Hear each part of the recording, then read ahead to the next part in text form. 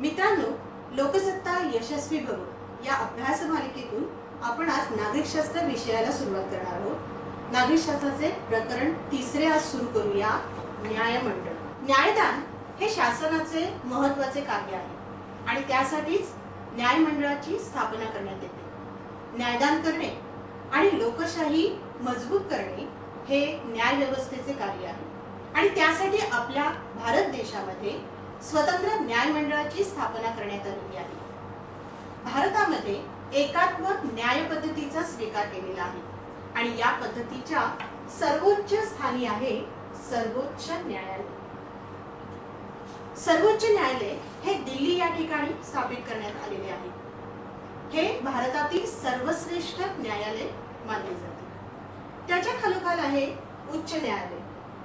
प्रत्येक घटक राज्यामध्ये एक उच्च न्यायालय स्थापन केले जाते आणि त्यानंतर त्याच्या खालोखाल आहे दुय्यम न्यायालय।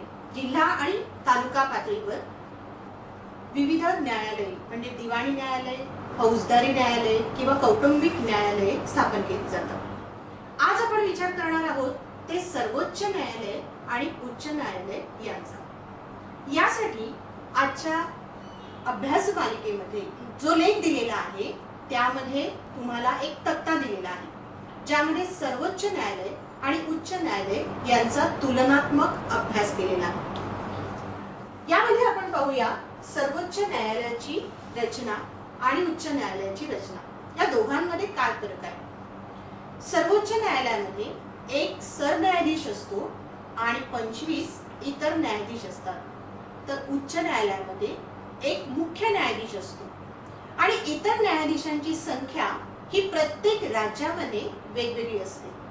त्यानुसार महाराष्ट्र राज्याचे उच्च न्यायालय मुंबई या ठिकाणी आहे आणि त्या ठिकाणी न्यायाधीशांची संख्या ही 61 ठरविण्यात आलेली आहे। याशिवाय या न्यायालयाची औरंगाबाद, पणजी आणि नागपूर या ठिकाणी खंडपीठेही स्थापन करण्यात आलेली आहे। यानंतर पाहू सर्वोच्च आणि उच्च न्यायालयातील न्यायाधीशांची पात्रता। सर्वोच्च न्यायालय आणि उच्च न्यायालय या दोन्ही ठिकाणी असणाऱ्या न्यायाधीशांची पहिली पात्रता आहे भारताचा नागरिक असावा। सर्वोच्च न्यायालयामध्ये 5 वर्षे उच्च न्यायालयामध्ये न्यायाधीश म्हणून कार्य केलेले किंवा 10 वर्षे उच्च न्यायालयात वकिली केलेल्या व्यक्तींची निवड केली जाते किंवा राष्ट्रपतींच्या मते तो निष्णात कायदेपंडित असावा। उच्च न्यायालयामध्ये भारतातील कोणत्याही न्यायालयामध्ये 10 वर्षे न्यायदानाचा अनुभव असलेली व्यक्ती किंवा उच्च न्यायालयामध्ये 10 वर्षे वकिलीचा अनुभव असलेल्या व्यक्तीची निवड केली जाते। यानंतर आहे नेमणूक। सर्वोच्च न्यायालयातील सरन्यायाधीशाची नेमणूक राष्ट्रपती करतात, तर इतर न्यायाधीशांची नेमणूक करण्यासाठी सरन्यायाधीशाची मदत राष्ट्रपती घेतात। त्याचबरोबर उच्च न्यायालयामध्ये न्यायाधीशाची नेमणूक करताना मुख्य न्यायाधीश राष्ट्रपती नेमतात। त्याचबरोबर इतर न्यायाधीश नेमताना त्या राज्याचे राज्यपाल आणि मुख्य न्यायाधीश यांच्या सल्ल्याने राष्ट्रपती इतर न्यायाधीशांची निवड करतात। यानंतरचा मुद्दा आहे कार्यकाळ।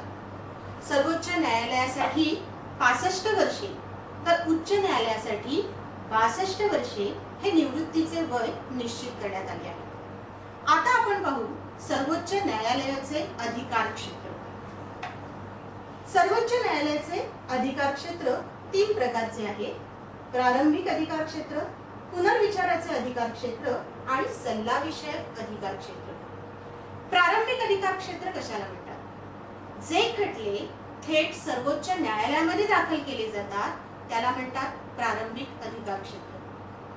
जे महत्त्वाचे खटले असतात असेच खटले थेट सर्वोच्च न्यायालयात दाखल केले जातात। उदाहरणार्थ केंद्र शासन आणि घटक राज्य शासन यांच्यामधील वाद किंवा केंद्र शासन व घटक राज्य आणि इतर घटक राज्ये यांच्यामधील वाद किंवा घटक राज्यांमधील वाद हे सर्वोच्च न्यायालयामध्ये असतात। याशिवाय सर्वोच्च न्यायालयाचे मुख्य कार्य आहे ते म्हणजे राज्यघटनेने भारतीय जनतेला दिलेल्या मूलभूत हक्कांचे संरक्षण करणे।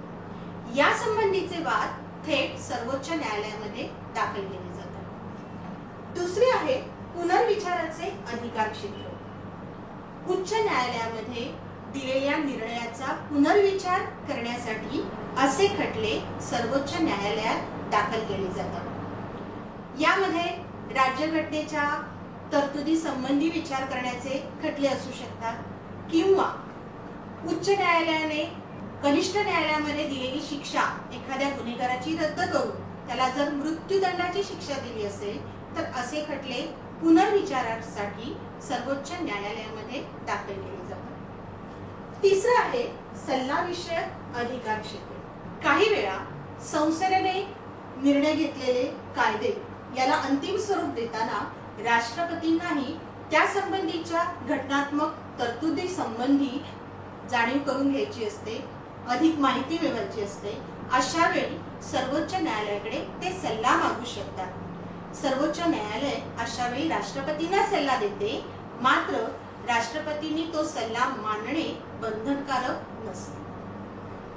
याशिवाय सर्वोच्च न्यायालयाने दिलेले जे निर्णय असतात त्यांचाही पुनर्विचार सर्वोच्च न्यायालय करू शकते. यानंतरचा मुद्दा आहे न्यायालयीन पुनर्विलोकनाचा अधिकार. सर्वोच्च न्यायालयाला हा एक विशेष अधिकार देण्यात आलेला आहे, कारण घटनेचे संरक्षण करणे हे सर्वोच्च न्यायालयाचे कार्य आहे आणि त्यामुळे संसद किंवा कार्यकारी मंडळ यांनी घेतलेले निर्णय जर घटना विरोधी असतील तर असे कायदे रद्द करण्याचा किंवा घटना विरोधी जाहीर करण्याचा अधिकार सर्वोच्च न्यायालयाला देण्यात आला आहे. यालाच म्हणतात न्यायालयीन पुनर्विलोकनाचा अधिकार. यानंतरचा महत्त्वाचा मुद्दा आहे तो म्हणजे अभिलेख न्यायालय. सर्वोच्च न्यायालय हे अभिलेखाचे सर्वश्रेष्ठ न्यायालय आहे. याला कारण सर्वोच्च न्यायालयाचे निर्णय हे नोंद केली जाते, त्याला कायद्याचे स्वरूप प्राप्त होते आणि हे निर्णय भारतातील सर्व न्यायालयांवर बंधनकारक असतात. त्याला कोणत्याही न्यायालयात आव्हान देता येत नाही. एवढंच नव्हे तर या निर्णयांचा वापर पुढे अनेक खटल्यांमध्ये एक दाखला म्हणून केला जातो आणि यालाच म्हणतात सर्वोच्च न्यायालयाचे अभिलेख न्यायालय. मित्रांनो, आता आपण पाहू उच्च न्यायालयाचे अधिकार क्षेत्र. उच्च न्यायालयाचे अधिकार क्षेत्र एका घटक राज्यापुरते मर्यादित असते, परंतु संसदेने जर कायदा केला तर एकापेक्षा अधिक घटक राज्यासाठी हे कार्यक्षेत्र विस्तृत केले जाते. उदाहरणार्थ कोलकाता उच्च न्यायालयामध्ये अंदमान निकोबार हे केंद्रशासित प्रदेश समाविष्ट केलेला आहे, तर ईशान्येकडील जी 7 छोटी राज्ये आहेत त्यांच्यासाठी आसाममधील गुवाहाटी हे एकच उच्च न्यायालय स्थापन करण्यात आलेले आहे. आता उच्च न्यायालयाचे अधिकार क्षेत्र. पहिले आहे प्रारंभिक अधिकार क्षेत्र, म्हणजे जे खटले थेट उच्च न्यायालयात दाखल केले जातात त्याला म्हणतात प्रारंभिक अधिकार क्षेत्र. उदाहरणार्थ नागरिकांच्या मूलभूत हक्कांसंबंधीचे जे खटले असतात ते थेट उच्च न्यायालयात सुद्धा दाखल करता येऊ शकतात. तसेच संसद सदस्य किंवा विधिमंडळातील सदस्यांच्या निवडणुकीला आव्हान देणारे खटले हे उच्च न्यायालयामध्ये दाखल केले जातात. यानंतर पाहू आपण पुनर्विचाराचे अधिकार क्षेत्र. जिल्हा न्यायालय किंवा या पातळीवरील इतर न्यायालयाने दिलेले निर्णय पुनर्विचारार्थ उच्च न्यायालयामध्ये दाखल केले जाऊ शकतात. तिसरं आहे देखरेखीचे अधिकार क्षेत्र. उच्च न्यायालयाच्या अधिकार क्षेत्रामध्ये असलेली जिल्हा न्यायालय यांच्यावरती देखरेख ठेवणे, त्यांच्यासाठी कामकाजाचे नियम स्पष्ट करणे, त्यांना मार्गदर्शन करणे हे उच्च न्यायालयाचे कार्य आहे. या न्यायालयामध्ये मुख्य न्यायाधीशाची नेमणूक करताना उच्च न्यायालयाच्या न्यायाधीशांना सल्ला देता येऊ शकतो. अशा प्रकारे तिसरे होते देखरेखीचे अधिकार क्षेत्र. यानंतर आपण पाहणार आहोत जनहितार्थ याचिका हा मुद्दा. अलीकडच्या काळात न्यायालये अधिकाधिक क्रियाशील बनलेली आहेत आणि याला कारण सामान्य जनतेला जनहितार्थ याचिका हे साधन मिळालेले आहे. या अधिकारामुळे सामान्य जनतेला न्याय मिळू लागलेला आहे. याची वैशिष्ट्ये आहेत. जनहितार्थ याचिकेमुळे सार्वजनिक हिताची जपणूक होऊ लागलेली आहे. जे लोक दारिद्र्य, अशिक्षितपणा किंवा आर्थिक सामाजिक मागासलेपणा यामुळे न्यायापासून वंचित राहतात, अशा वंचितांना सुद्धा न्यायालयाचे संरक्षण मिळण्याची सोय झाली आहे. कारण ही मंडळी न्याय प्रक्रियेपर्यंत पोहोचू शकत नव्हती. अशा वेळी त्यांच्या वतीने कोणीही जनहितार्थ याचिका दाखल करू शकते, ज्यामुळे त्यांनाही न्याय मिळू शकतो. आणि यामुळेच सामाजिक न्याय आणि समता प्रस्थापित करणे ही राज्यघटनेची उद्दिष्टे साध्य होऊ शकतात. अगदी तुमच्याच बाबतीत बघा ना, 10वी मध्ये बेस्ट फाईलचा निर्णय घेण्यासाठी सुद्धा जनहितार्थ याचिका दाखल करण्यात आली होती. एवढेच नव्हे तर पर्यावरणापासून बालकामगारापर्यंतचे अनेक प्रश्न जनहितार्थ याचिकेद्वारे मांडले गेले आहेत आणि त्यासाठी न्यायालयाने दिलेले निर्णय हे शासन आणि जनता या दोघांवरही बंधनकारक आहे, ज्यामुळे न्याय प्रक्रिया सामान्य लोकांपर्यंत पोहोचू लागली आहे आणि समता आणि न्याय प्रस्थापित करण्याचे आपल्या शासनाचे धोरण अधिकाधिक लोकांपर्यंत पोहोचू लागलेले आहे. या दृष्टीने जनहितार्थ याचिका अत्यंत महत्त्वाचे साधन सामान्य लोकांना उपलब्ध झाले आहे. मात्र जनहितार्थ याचिका जो दाखल करतो त्याचा कोणताही स्वार्थ या याचिकेद्वारे किंवा या खटल्याद्वारे साधला जात नाही ना, हे पाहिलं जातं आणि त्यानंतरच ती याचिका स्वीकारली जाते. न्यायालयाचे स्वातंत्र्य अबाधित ठेवण्यासाठी राज्यघटनेने काही तरतुदी केलेल्या आहेत. पहिली म्हणजे न्यायाधीशाची निवड करताना पात्रतेच्या अटी निश्चित केलेल्या आहेत, ज्यामुळे योग्य व्यक्तीची निवड या पदावरती केली जाते. दुसरं म्हणजे त्यांना वेतन आणि भत्ते हे निश्चित करण्यात आलेले आहे.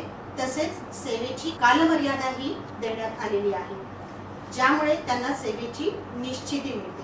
दुसरी महत्त्वाची गोष्ट म्हणजे न्यायालयाचा अवमान करणाऱ्यांना शिक्षा करण्याचा अधिकार न्यायालयाला देण्यात आलेला आहे. तसेच सर्वोच्च न्यायालयाचे न्यायाधीश निवृत्तीनंतर वकिली करू शकत नाही. अशा प्रकारे न्याय मंडळाचे स्वातंत्र्य अबाधित ठेवण्याचा प्रयत्न घटनेने केलेला आहे, ज्यामुळे न्याय मंडळ स्वतंत्रपणे आणि कोणत्याही दबावाला बळी न पडता आपले कार्य करू शकतील. कारण संसद आणि कार्यकारी मंडळ यांच्यावर नियंत्रण ठेवण्याचा अधिकार सुद्धा सर्वोच्च न्यायालयाला देण्यात आलेला आहे आणि म्हणूनच न्यायालयाचे स्वातंत्र्य महत्त्वाचे ठरते. या पाठावरील प्रश्न आणि त्याची उत्तरे लेखात दिलेली आहेत. त्याचा अभ्यास करा आणि इतर प्रश्न सोडवण्याचा प्रयत्न करा. याचबरोबर या विषयासंबंधीच्या वर्तमानपत्रात येणाऱ्या बातम्या नीट पहा. यामुळे तुम्हाला हा विषय अधिक चांगल्या प्रकारे समजू शकेल. धन्यवाद.